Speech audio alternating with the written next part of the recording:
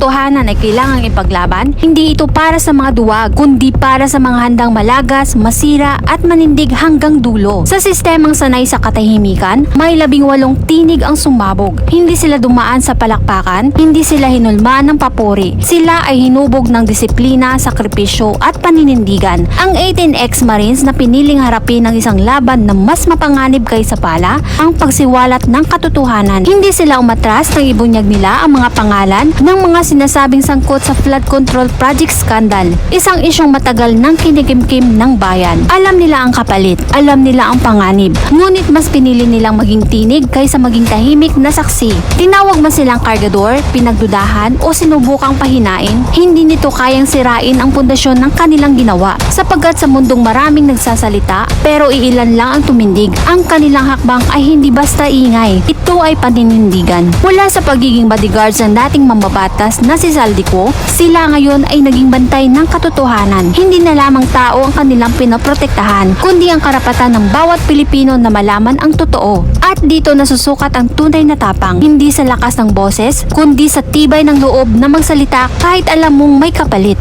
Hindi sa dami ng kakampi, kundi sa kakayahang tumindig kahit mag-isa. Maaaring iba-iba ang tingin ng tao sa kanila. Maaaring hindi lahat ay maniwala, ngunit isang bagay ang hindi mababali. Sa panahong maraming nanahimik, sila ang nagsalita. At sa isang bayang matagal nang sinusubok ng katiwalian, ang mga tumitindig para sa katotohanan ang tunay na banta sa kasinungalingan. Dahil sa huli, hindi ang mga nagtatago sa likod ng kapangyarihan ang mananatili, kundi ang mga naglalakas loob na ilantad ang katotohanan kahit sila ay piliting patahimikin. At ang mga taong hindi natinag, sila ang magiging mukha ng tapang sa kasaysayan ng bayan.